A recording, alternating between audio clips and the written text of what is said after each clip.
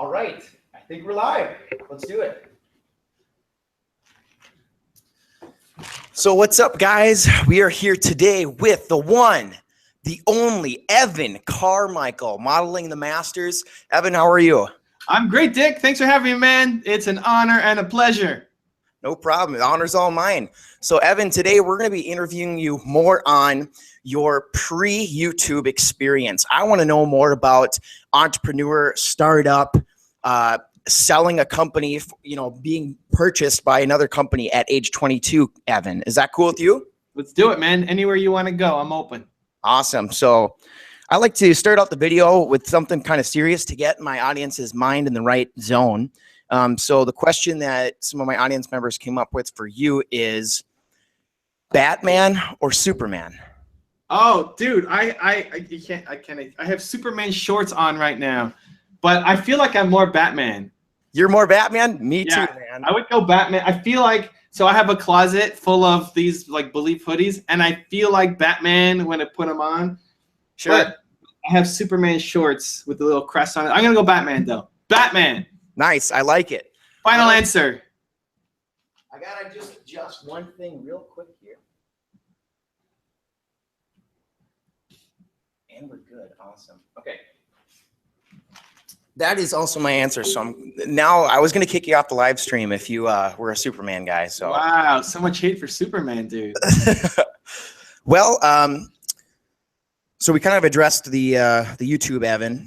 So let's talk about your biotech software company that you got into when you were 19. Now I know that you joined two friends when you were in college, correct? Yeah. First of all, dude, I love your mug. I just noticed that the D is the handle. Thank you. I saw the ick, and I just felt like the D was hidden on the side, but then I just know it. It's hard to see because there's a black background, and so you only see half of it. That's a sick mug, dude. I feel like I need a Evan mug now with the E handle or something. With the E handle. Go for it. I like it. Good. Okay. Yes. 19 to 20-year-old, 22-year-old Evan. I was in college, University of Toronto. I thought I wanted to be a banker, and I'm connected with these two people at my school, and they invited me to join their business. So they started it. It was having, they had some traction. I became an owner in the company. I thought I wanted to be a banker. I had big opportunities to go and work at banks and make, 80 to 100K starting salary. It's what I thought I wanted. And because of something that happened to me the previous summer, I decided I'm not going to live with regret. I'm going to take this opportunity. Even if it doesn't work, I'm okay with that. But I just want to know. I can deal with the failure. I can't deal with the not knowing and me thinking in 10 years, I wonder what would have happened if I just stuck with that business or said yes to it. Right. So what was the business called? So it's called Retisoft. It was a biotech software company.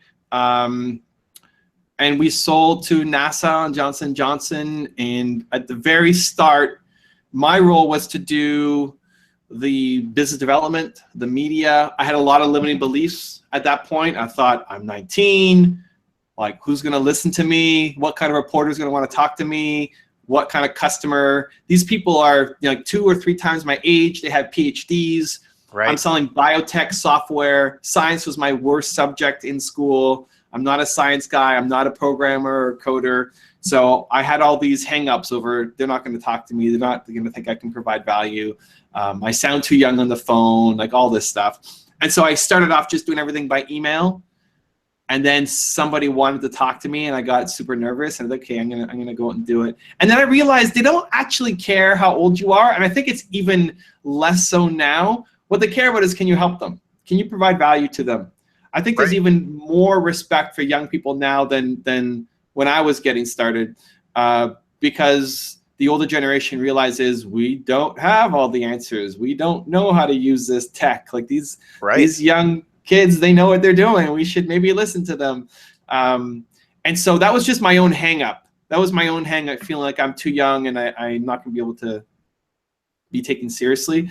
And once I got over that, things started to change. That's awesome.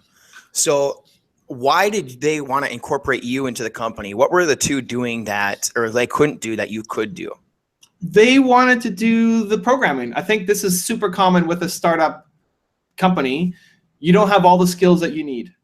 You know, I'm not a scientist and I'm not a programmer and I couldn't create products, but I was in the business school at my university and I had a business mind and I enjoyed doing that kind of business development work. And they didn't want to do that. They wanted to be on the computer, and they wanted to focus on the product, and then you focus on distribution and sales, and right. 100%. So that's where they were struggling. And so I came in and started forming partnerships and doing media and getting exposure and trying to help propel the company forward. So it was a good, like, we couldn't have existed without each other. They needed me as much as I needed them, right? And so it's something to think about for the young entrepreneurs listening, or you want to be an entrepreneur. Do you have all the skill sets you need, or maybe you need to partner up with somebody to help you get there?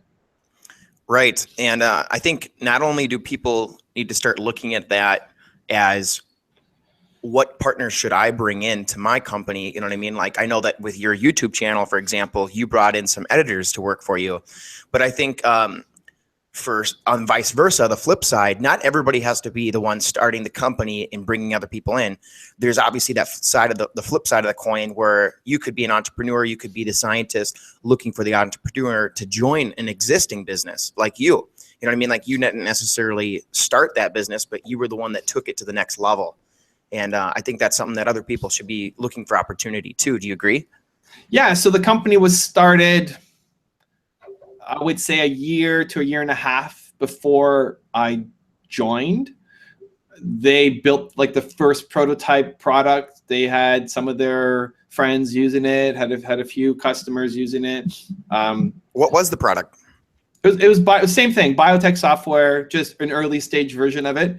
They were researchers, like they were in research labs and they needed software. And so they created the first version around their own needs. Like, I wish this thing existed for my own case. Yeah. And that's always, that's a great place to start as an entrepreneur. If you're feeling like, I wish this existed, then while most people are complaining about it, you go out and do it. That's what entrepreneurs do. Provide it to the people who were complaining. Exactly. Like, solve it for yourself and then go sell the solution, right? It'll ease a lot of people's concerns and save them time, and they're willing to pay for that. And I can totally vouch for that, because one of my companies that I have is Rhino Tools, and I was a landscaper in high school and I was breaking like a shovel per week. So I eventually invented this. I consider it the first prototype for this, out of 9 prototypes now of the unbreakable shovel. And now that I'm, traveling the United States, getting investors for it and stuff like that. So it's actually a product that's one of my biggest businesses right now, that, that I'm doing. The YouTube thing is just kind of a side thing. So I can vouch that that's definitely a way that a good product can get started, is you just look for a need in your own life and then create the product to cater to that need. Yeah, and if you look up to any successful entrepreneur, a lot of times that's where it comes from. They just had this passion to create something for themselves.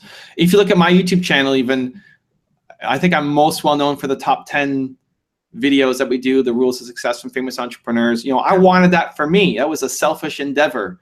I wanted to be around more successful people. Like, I don't hang around Steve Jobs and Elon Musk and these people in my day-to-day life.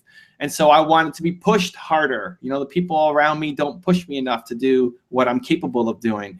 And so I wanted that daily.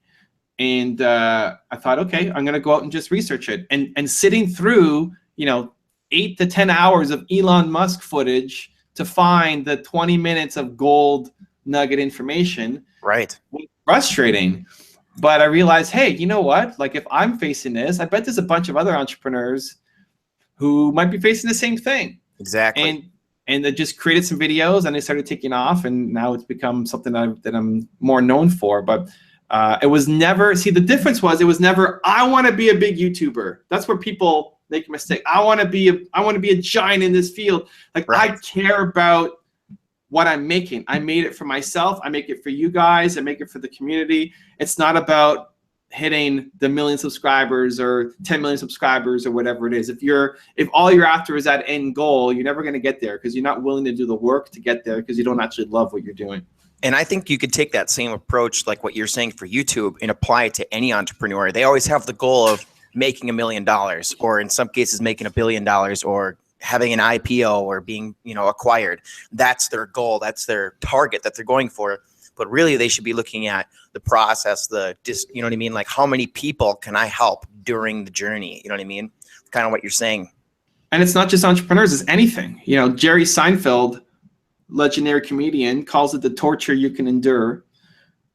So it's like, it's torture. Doing the work is torture for most people. If you look at my channel, we're doing 3 videos a day. For a lot of people, jumping into my work schedule would be torture for them. It would be torture. It's like, it's just too much work.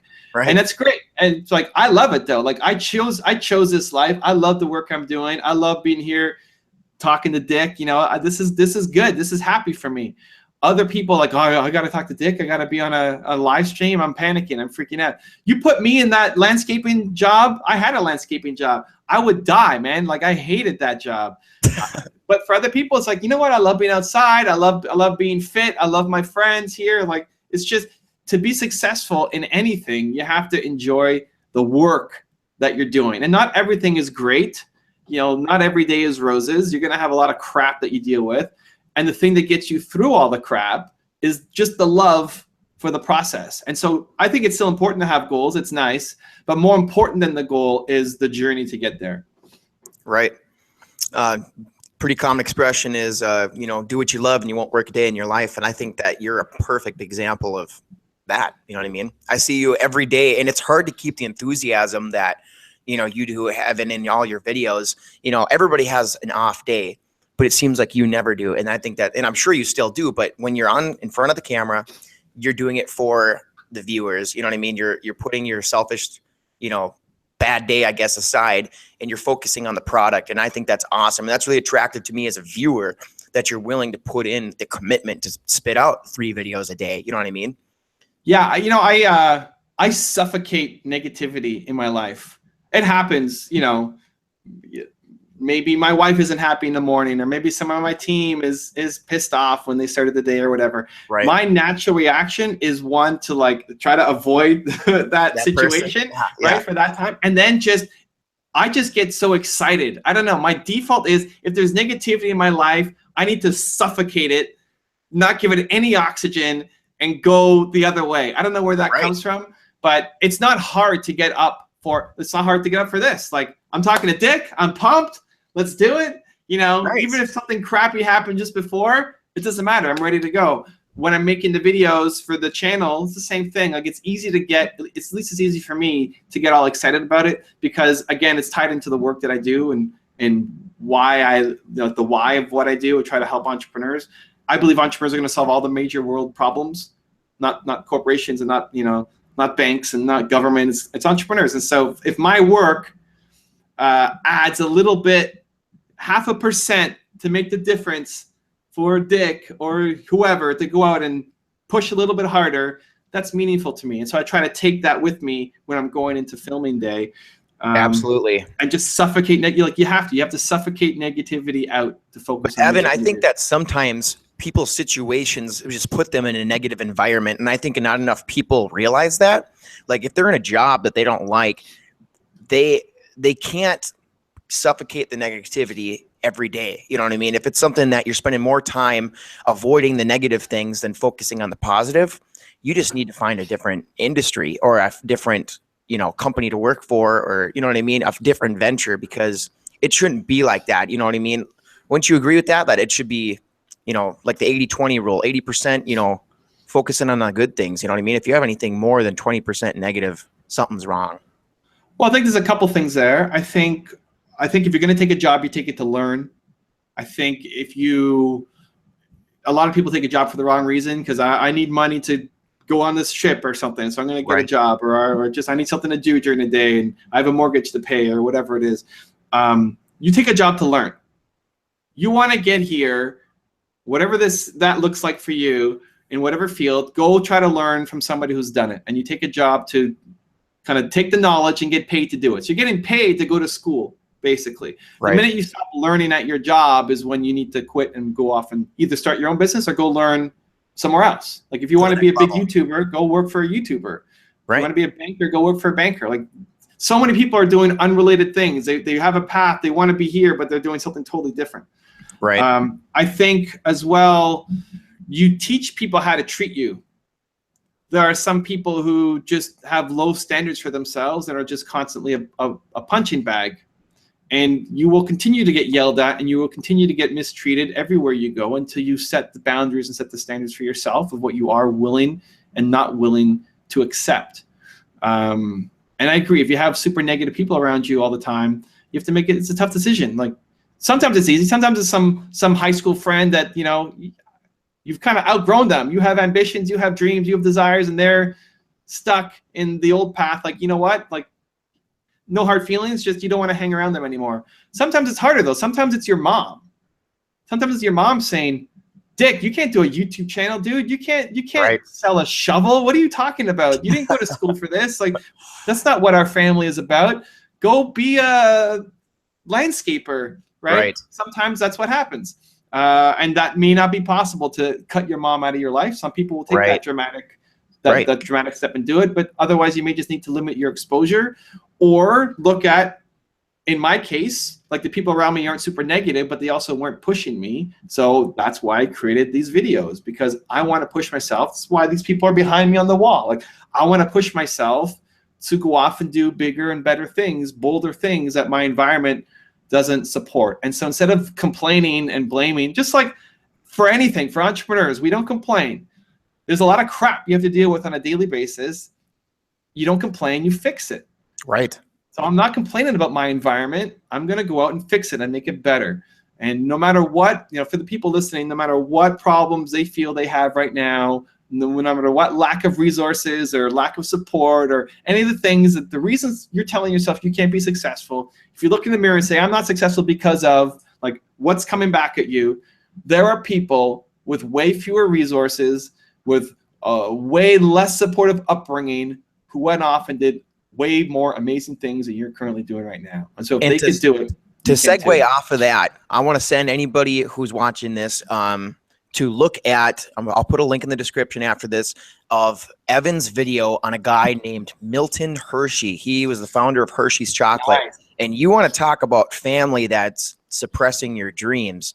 That guy literally was like exiled from his family. I don't know if you saw that in your findings when you were weeding through his information, but yeah, man, that guy, commitment. And he is also one of my biggest inspirations as far as persistence goes, because not only was he being suppressed family wise, his businesses failed like for years, and he didn't make it big till, you can correct me, what was it, like he was like over 50, wasn't he? I don't know, but you're putting me on the spot. I like it though. I like the challenge. It's been a long time since. What year is that video, Dick? Ooh, gosh, that's like 4 years old, that video. Yeah, I think you came out, that was like one of your early ones. Yeah, I've done like 4,000 videos since that video. I know. But let's see how much I remember. Come on, you don't memorize all your content? Come on, Dick. I think we should play a challenge game with Dick and go back on his content and see what he remembers. Ooh. Okay, so he started in the caramel business and failed and moved from city to city to city. I forget where. Like, he went to Chicago, he went to New York. His big fail was in New York, and he'd be up like all day long. He would stay up all night making caramels and then sell them during the day, and sleep like 4 to 6 hours a night, kind of thing. Right. Never really made any money. And in New York, he went and he got robbed. He had his little street cart and he got robbed, and they took all his stuff, and he had to come home, and his parents said, you're not allowed here anymore. You're not part of this family.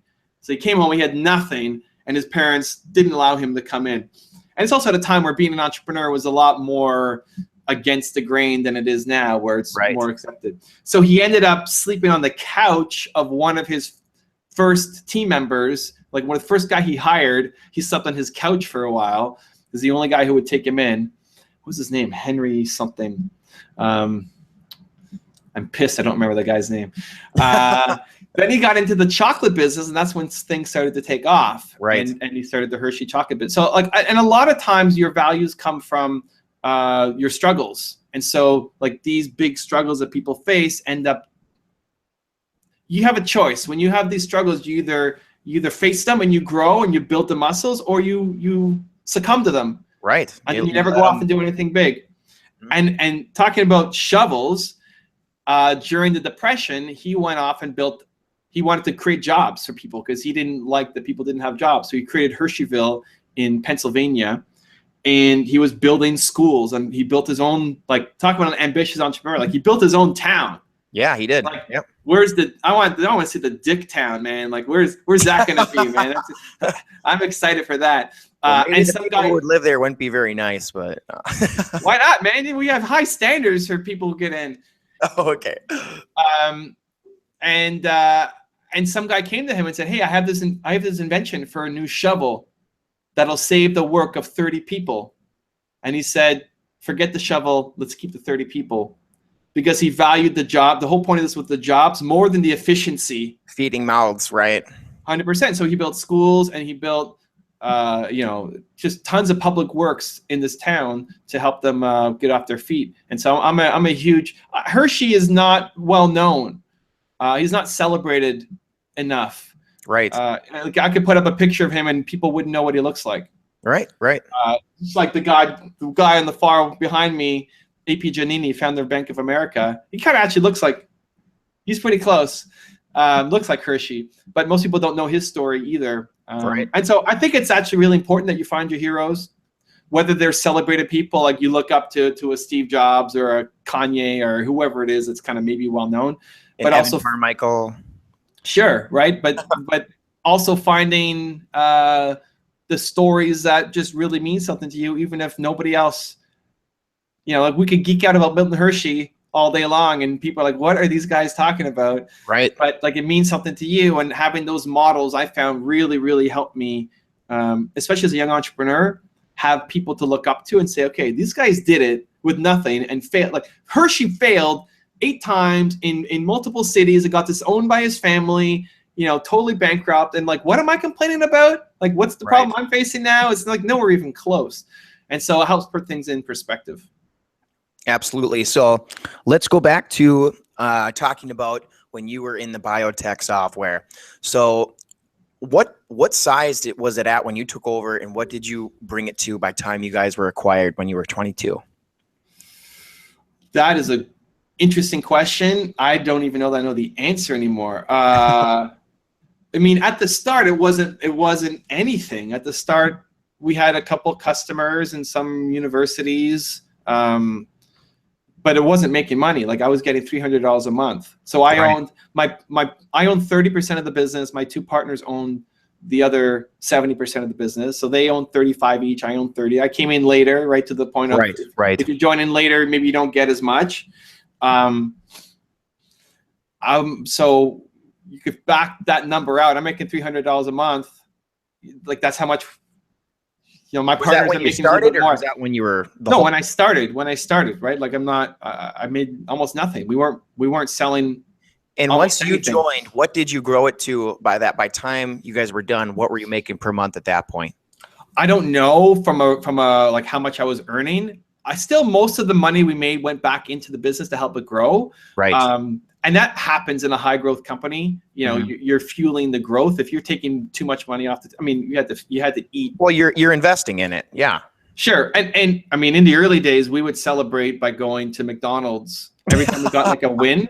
Sure. We'd go to McDonald's and just get French fries because I couldn't afford a Big Mac meal or anything. It was just fries. Mm-hmm.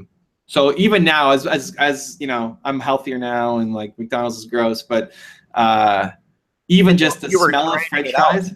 What's that? You were grinding it out.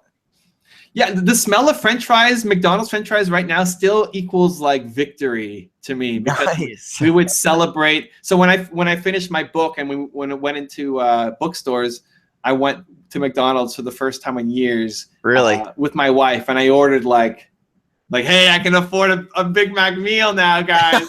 That's funny. Not just the fries anymore. So, I mean, I don't know what I was taking out. I was living. I wasn't living large, though. I wasn't like going off and booking private jets or anything, but I was living. And I was pissed because I lost a $40 million deal for my business because I took too long to take action. You mean like another company was going to acquire you for that price, or what? Yeah, so there was another company that was looking to acquire businesses, and we just weren't focused on them. We're focused on a different company. So we looked at, okay, who's going to buy our company? We had a window. So we're growing, you know, we got into 30 countries. We had NASA as a customer and Johnson & Johnson, like big brand name customers. Right. And so we have this traction going, and we're starting to get interest. And we thought, who's going to buy us? Like in our space, the companies and industries go in these cycles where like every 8 to 10 years you have consolidation and everybody gets bought up, and then you have a couple big players. And then it starts to go for another cycle of, okay, those big players are boring and new people come in, and then it gets crazy. Expansion and then consolidation, and then, right? And so we had this decision, okay, it's consolidation time happening in our industry. Do we want to exit, or do we want to wait a decade for like the next round to happen? Right. And so we were looking at options. We just picked the wrong company. The company that we thought would buy us was the biggest company in the industry. They had the most money. They had, you know, huge and which funds. Company was that? That was a company called Sigma Genesis. They were the #1 player in the business, selling to our researchers. And what we learned, and again, like just ignorance, we didn't know. It's almost never the #1 person who wants to make the aggressive moves. Right, because they're comfortable where they're at. They're #1. Yep. We're #1 for a reason, because we rock. And so they're more closed down to new ideas. They're not acquiring as much.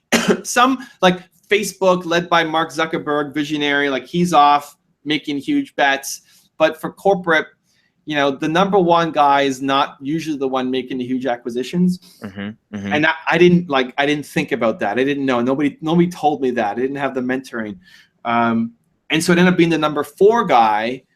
Was a company that raised a lot of money, and they were trying to get aggressive. And we ended up being the last. We were late to that discussion, and they ended up buying our biggest competitor for $40 million.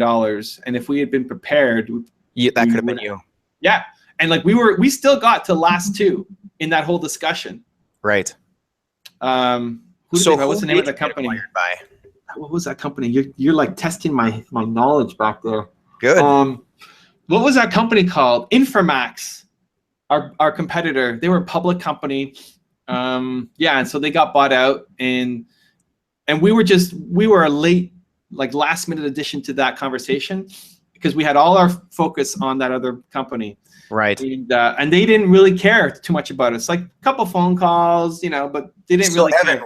What can entrepreneurs do who are maybe at that stage where they're looking at being acquired? What can they do to avoid that mistake, or to capitalize on being acquired by that $40 million price tag?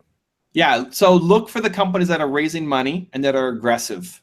So the company was called Invitrogen. I don't know how much your viewers care, but they raised like $800 million or something. They raised some insane amount of funding because they wanted to be #1. They were #4, and they wanted to climb to #1. Right. And you can either grow organically or you go through acquisition. And they're like, right, we are raising a fund. We're going to go on a buying spree, and we're going to buy not just software companies. We're going to buy lots of different companies and find a way to merge them all together. So look, the biggest takeaway is for looking for the companies that are continuing to raise money. They're at the top, you know, they're one of the top dogs, but they're acting like a startup, and they're in the fact that they're taking risks, they're raising money. Am I right on that? Look for somebody who's raised a fund recently, because if they've raised money but they've spent it all, they don't have anything for you. True. So they've just recently raised a fund, and they're really aggressive in not your exact industry, but like in a related industry. So there's synergies. Like I can't sell a biotech software company to Ford Motors or Tesla or something, right? Like it's just a connection. Yeah, right? Absolutely. But it's also where people make a mistake. It's not usually your biggest competitor who buys you out. It's not the guy in your industry who's going to buy you. It's somebody who sees synergies in a related industry. Right. So they want to expand their base, and they want to move into your business. And basically the decision is they look at you and they say, okay, how long would it take us to build this? And how much is that time worth? So it's like, okay, it might take us 6 months to build it, and then they have all these customers. How much is that worth to us? Right. And then you get bought. What is the biggest thing that you did when you joined the company at 19 to grow it to the size that it was that you were looking, or that people wanted to acquire you when you were 22? So it was modeling success. I was failing. I told my partner I quit. So when I was 19 and we were struggling and making no money. And well, I know that you modeled after Bill Gates, actually. Yeah.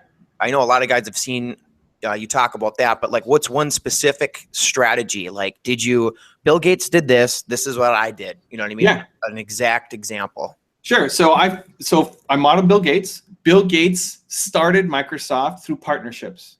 Mm-hmm. So Microsoft's big deal came when they signed IBM, that every IBM computer had Microsoft software. IBM was the big company at the time. But Microsoft was already a $7 million company at that point. Right. Which is not ginormous compared to now, but it's also not nothing. It was $7 million more than what I had. Right. So how did they get started? Like 0 to 1? Like what helped that process happen?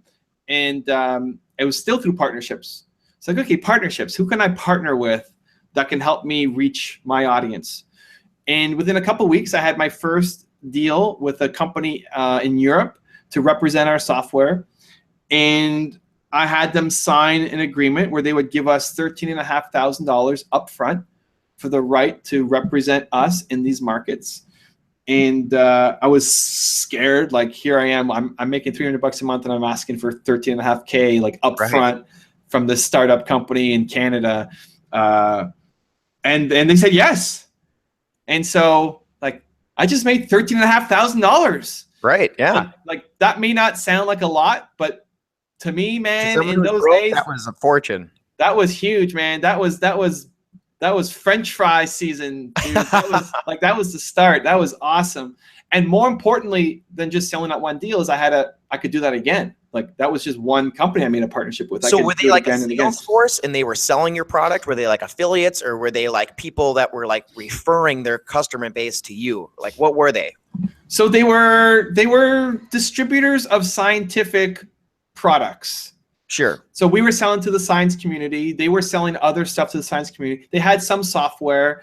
Some of them. So that first one, I don't think sold any software. It might be their first software deal. But as I made more deals, that became like most of what I started doing at the beginning. Is then just once I found like, so give me something. Your main strategy wasn't selling directly to the consumer. You guys were selling to distributors who got to your target. Is that right? It was distributors and awareness and media. Mostly because for a lot of the customer work, it's not my strength. Mm-hmm. I could only talk about the business stuff, not about all the product stuff. Right. And my partners, they wanted to code and not be. So like, what are you good at? And go in on that. So I made deals with all these different companies around the world who are selling scientific products. And we also help funnel leads to them. Like, hey, if we got a download from Japan, it would go to our Japanese person. Yep. One, because like I don't speak Japanese and I can't help that person out. Time zone, culture, like all that stuff. And they took a commission, and they also brought in their own clients based on what they were selling locally. And they were selling related products and all the things that you need for a science lab. Like, software was only a small piece of their game. Right. So it's just basically finding that thought process is, okay, who is selling to my target audience? We're trying to reach scientists. Who else is selling to scientists? They don't sell exactly what I sell, and they can add my thing as a complementary product to their own products. So What is one tip for our viewers that they can copy that process? Let's say that I have found, let's use my shovel company for an example. I have found a hardware company that's, a hardware store, I mean, they're the ones that are selling directly to the consumer. How would a viewer like me, get my product to those distributors, to those sales forces that are already selling same industry to the same consumer products? How do you start that conversation with those companies? So I would do two things. I would look at, you have the big box guys, you got Home Depot and those guys. Which you want to get into, and for Home Depot, a lot of the big retailers, they have days where you pitch them products. They'll usually like rent out a hotel room, and you're gonna be with the buyer for tools. Right. And that's his job, is for 3 days he sits down and looks at all the new tools that have been submitted, and you're there and everybody else is there, and you have 15 minutes. So did you go to those events when you were doing the software thing? It's different because it's not big box. It's different. It's not how they make decisions. But I've done that for other companies. Like we had in my salsa company, we had a DVD that we were selling. And so to get on the shopping channel, it's the same thing. Okay, shopping channel, this DVD falls under fitness and health. Great, you're with the fitness and health buyer. We're at this hotel. We go and pitch the program, and you're up against all the other fitness and health people. And the more you can prove like a business case for it, and this makes sense for your audience, you've done the research, you have a higher chance of getting a yes. And it worked. And we got in, we went on the shopping channel. So with big box, you're dealing with through buyers. But I'd also be looking at influencers. Who are the YouTubers? Who are the Instagrammers who care about tools? Like, I'm assuming your shovel is awesome. Like, it works. It's great. It's the best, Evan. Like it massages my hands while I'm doing it. Like it increases my IQ. Whatever. Like your product.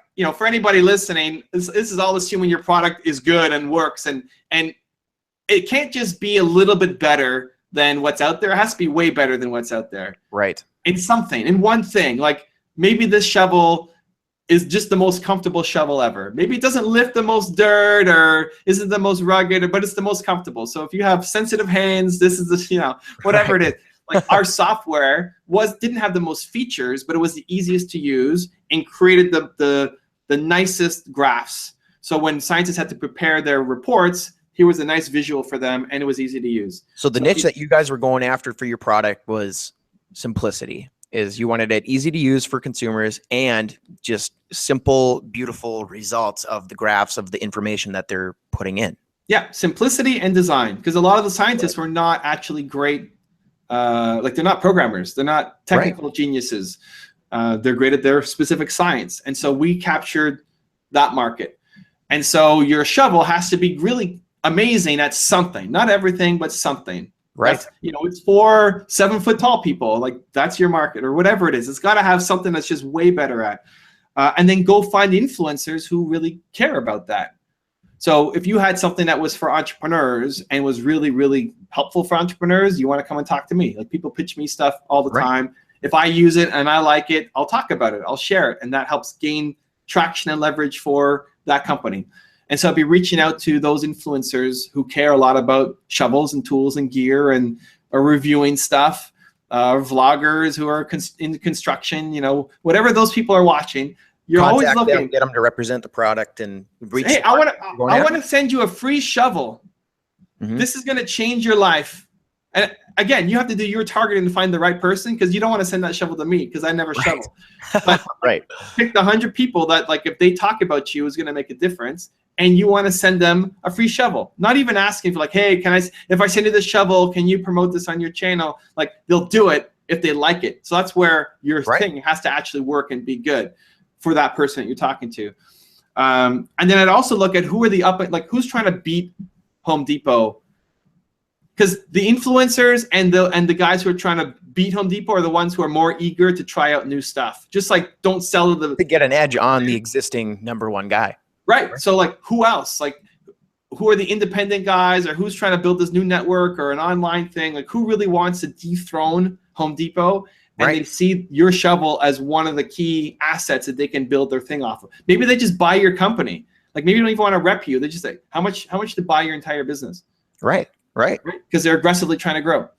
Right. I'd be looking at who is raising capital in that field too. Like what construction or tool startups are out there that have raised funds from venture capital or angel investors, and seen if there's any kind of synergies with what you might be able to do. And so it's all paths. Any one of those could explode your business up, and then seeing where you can get some traction with it. Awesome. Well, let's run through a quick a speed round of some questions here. Is that cool with you? Let's do it. All right. What question should I be asking you right now? The one that you are afraid to ask, Dick. I'm not afraid to ask you anything, Evan. Like for that, I'm happy to go anywhere, right? Like some of them, I mean, you're pulling me back to 20 years ago where I gotta like remember things, which is fun. But I don't. I'm happy to answer any question. What what I love, and I love all your questions today. What I love is answering the real questions. Because I often go on channels and they ask me questions, and it's like the same 10 questions over and over and over again. Right. And I'm happy to answer those, but like that was my goal today, Evan. That was my goal. different questions. Yes.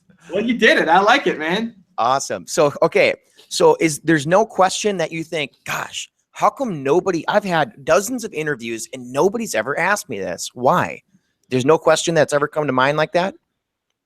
I don't know. I don't judge enough, I guess. I don't know. I don't care. I want to go wherever you want to go, man. All right. Well, that's something that you can think about for a later date, but let's go to the next one. If you could interview anyone in the world in person, who would it be? I only have two. There's only two. I don't care about interviewing people. Although we do it a lot on the channel. It's just, I don't get excited about interviewing anybody. The two that I want to interview though, who are alive, Howard Schultz and Kanye West. Howard Schultz and they're both on the wall behind me. Yep. Actually, they're Starbucks. They're the only two living people beside my parents that are on the wall behind me. Steve Jobs is dead and AP Giannini are dead. So I'll add them if we can include dead people. But yeah, Howard Schultz is the founder of Starbucks. Mm-hmm. I just love that guy and everything he stands for. And Kanye West, more for I feel he gets screwed over in a lot of interviews. I feel like he doesn't get a lot of great questions for most of his interviews. So I think that would be a fun challenge to come up with good questions and have a good conversation. Interesting. All right. Yeah. So branching off of that, who is one deceased person throughout any of history from the beginning of time that you could interview?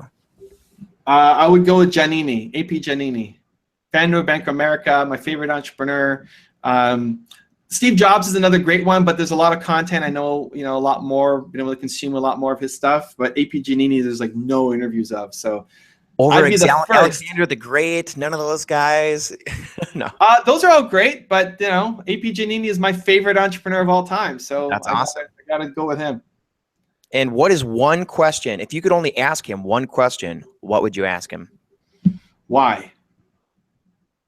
Why he did why? it? Yeah. Why? Like, why did you do this? Why? Okay. So now I'm going to ask you that question, Evan. Why? Yeah. I believe entrepreneurs will solve all the problems of the world. Awesome. And if I can have a little bit of that, then that makes me feel happy. Okay, next one. I like that. I like that line. Dick, man, you're pulling out some good stuff today, dude. Thank you. I like it. There's a lot of effort went into this recording here. I like it. Yeah, I didn't just wing it, but which I do most of my stuff though. Winged, but if you could advise someone like me to get a hold of someone like you, to whether it's business plan advice, investing in something, collaborating, how would you go about doing that? Like, what's the best way that the people that get a hold of you and that you actually take action with them, whether it's investing in them, giving them advice, what do you see them doing that everybody else isn't? Well, what did you do to get this? I actually just try to comment on every video you put out, and I try to give a quality comment so that it's not just another trying to get 10 likes, you know what I mean, blowing the wind here. But I try to give something that is going to build on whatever you were talking about in your video.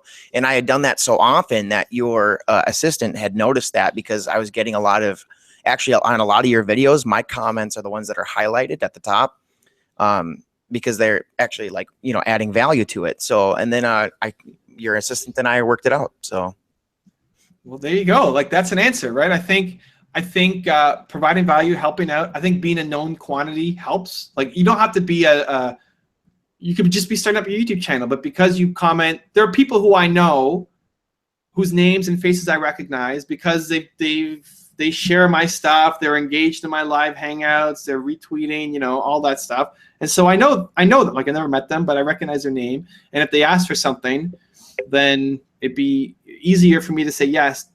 That's why you got a yes, where other people may not get a yes. Right. So be a known quantity and add value. And I think as well, the mission is important. Like, if you're on a similar mission as me, you want to help entrepreneurs, and it comes in different facets. Like, just before this, I was on a podcast to help teenage entrepreneurs, but like, we're on the same mission. So that hits a soft spot. So it's not just about, well, how many subscribers do you have and what kind of impact is it going to have? Like, I care about the mission and helping people who are on the same mission that I'm on. And so those two things, I think you'll get your best collaborations with the people who you already follow. Like, don't follow me because it's a strategy, because you're hoping to get on my show or do some kind of connection. If you're following me because you like my content. And I am a great example, because I have been watching your videos for years, like before I even got into being a YouTuber myself, you know what I mean? Yeah. And then it just naturally, I would just comment, and then it started to build naturally. And I thought, I honestly watch like every video, you know what I mean? So then I think, oh, how can I build on that? You know what I mean? So it's not that I'm going to the video, pausing it at 2 seconds and then adding the comment. So you're absolutely right. I think that's part of the reason that it worked out, is because we're on the same frequency of, you know, I'm interested in your stuff. You know what I mean? It's honest. You know what I mean? Yeah. Look, so like, I have a better shot of connecting with Howard or Kanye because I like them. I want to learn from them. I want to be around them. I want to, you know, take some knowledge from them than I do from, you know, Arnold Schwarzenegger or whoever other big name that you want to throw out there. And so I would encourage people. Oftentimes we think people are above our reach. Right. Like, that person will never say yes. They're too high up. They've done too much. I'm just a little guy. I can never. What gives me the right to reach out to that person? If you don't take the shot, you don't know. Right. And then here's this last one. It's a little bit controversial. Ooh, okay. I like it. Based on what you have said in other interviews. Okay. I know that one of your biggest things is people ask you, what holds entrepreneurs back? What holds anybody back from following their dreams, starting a business, etc.? And one of your answers is, you know, like limiting beliefs. And one of those limiting beliefs that you say is people think that it's already been done. They think that it's too simple. It's already in great quantities. You know what I mean? Like, what would I do that would be different? Right. Mm-hmm. And am I correct on that? That's one of your. Yeah. Dick's doing his research. I like it. So now here, I'm just going to read a little thing that I wrote down, because I live in Sauk Center, Minnesota, which is like middle of nowhere, population 4,000. You know what I mean? So from the naked eye, it appears as though there's not much opportunity. So I want to get your look on this. Lots of entrepreneurs look around and they have a hard time seeing a need to fill. McDonald's is already feeding people. There's an abundance of vacant real estate, so there's nothing that needs building. And almost every imaginable online store is already in place, dominating the market. Where would you look to find opportunity when there seems to be none? At your own problems. What are you struggling with? What do you wish existed? Like, I didn't invent YouTube. I'm not the first guy to be on YouTube. I joined late to the party compared to other guys who now even have smaller channels than me. I made videos that I felt needed to be made, and selfishly for myself. There is always room for quality. You know, if you're just looking for an opportunity, you're probably not going to succeed because you're not super passionate about it. Mm-hmm. Mm-hmm. But if you are on a journey and you're solving a problem that you feel is real, like, it doesn't matter where you are. It doesn't matter if you're from some small town. Like, most of my audience is American.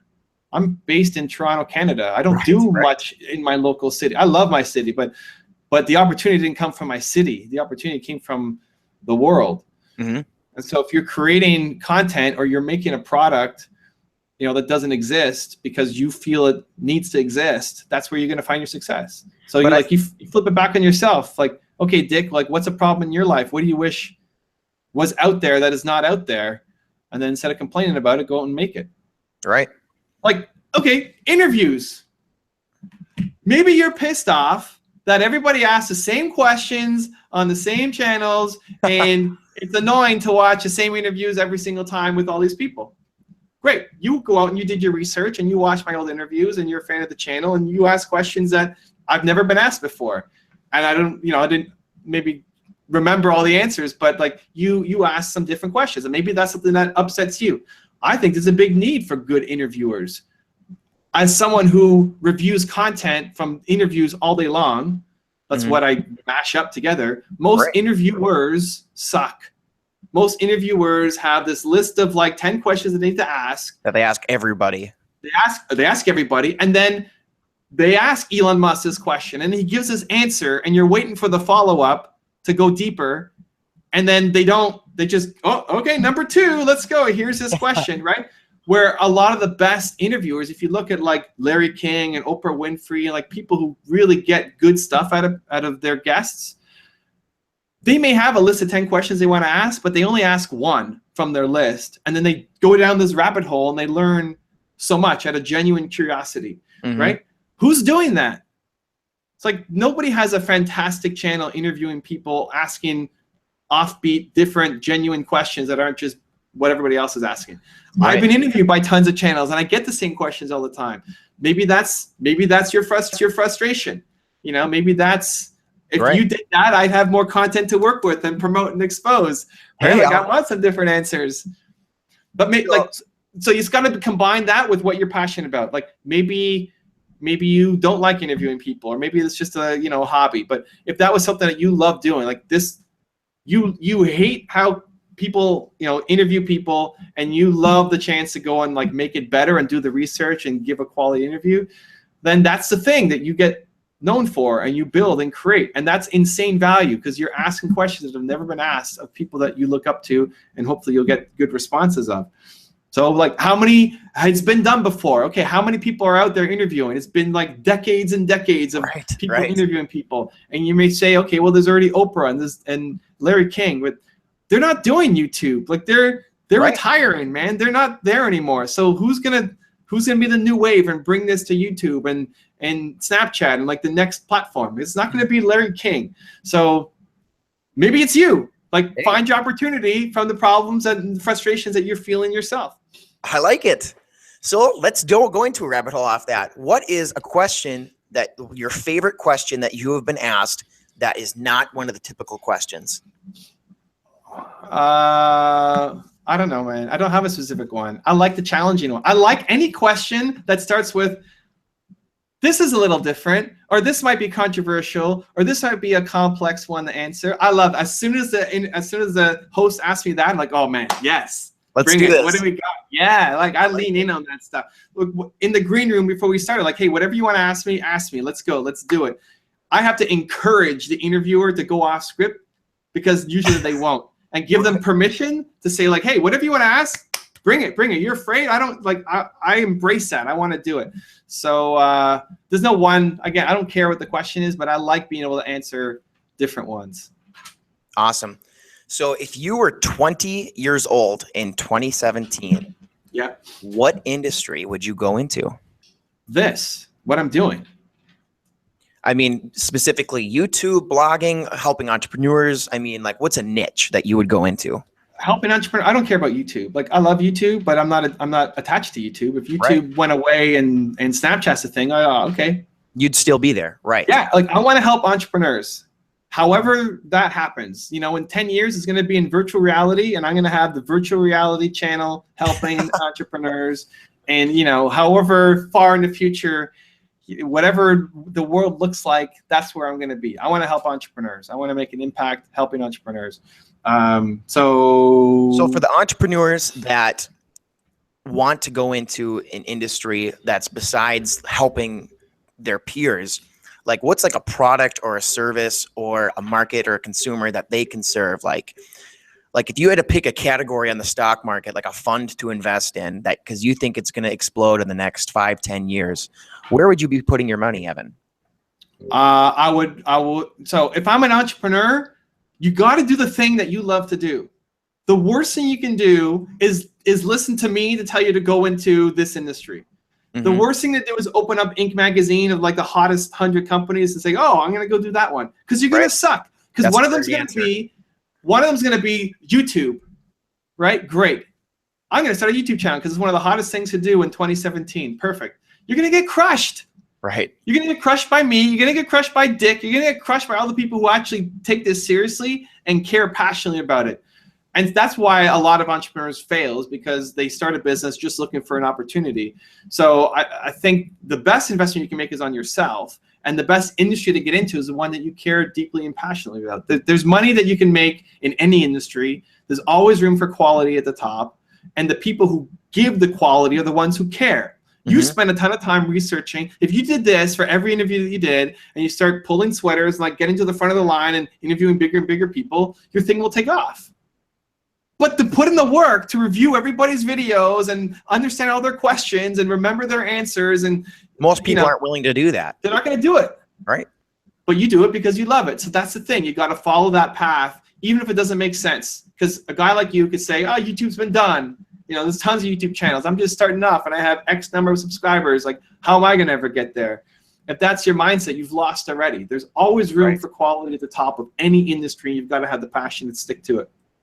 Awesome. Well, thanks for coming on the show, Evan. And I want to promote your book because, man, I'm only about halfway through and I already think it's one of the best books I've ever read. Your one word is believe. And I want to let you know, Evan, my one word, and it's growth, because I always want to be growing in health, wealth, love, happiness, you know, relationships, you name it. I want to be growing. And that's why one of my main companies is Online Growth Systems, because I think that I never want to stop growing. So you inspired me to choose my one word, and that's what it is. Make sure you guys pick up that copy. I'll put a link in the description below to Evan's book. And Evan, to wrap up our interview, I have another sandwiching question.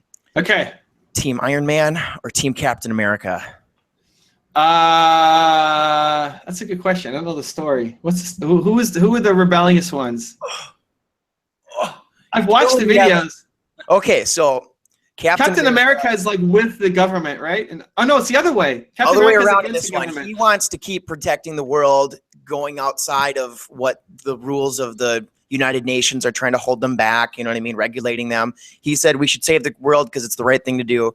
Iron Man said, hey, when we try to save the world, millions of people are dying. Or they're dying, Evan. Who are you going to side with? I side with the anti-government, whoever that is. That's Captain America. All right. I like it. Says the Canadian. You're not We're the entrepreneurs. We're going to solve all the problems, not the government. Well, Tony Stark is the entrepreneur. Now you're going against your grain here. Iron Man's the entrepreneur. I like that. Ooh, it feels like Captain America should be with the government, though. I don't know. I don't know enough of the history. I feel like I'm getting myself in hot water, talking about things I don't know what I'm talking about. But I'm just using this as clickbait, Evan. Everybody's going to be getting really. Evan chooses Captain America.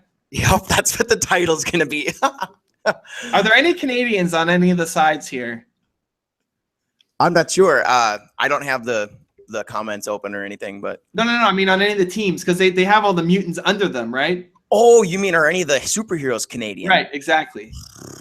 Evan, this is an American franchise. That would be like a sin. There has to be like a Captain Canada. You know what? Captain Canada is off actually saving the world while they're just fighting. So I'm siding with Captain Canada. Captain Canada. All right. Thanks, Evan, for coming on the show. It was great to hear from you.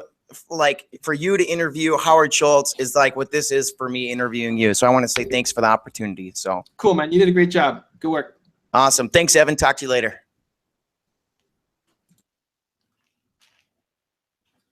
That was Evan Carmichael. Check out his YouTube channel, youtube.com/modelingthemasters, evancarmichael.com. Thanks, guys.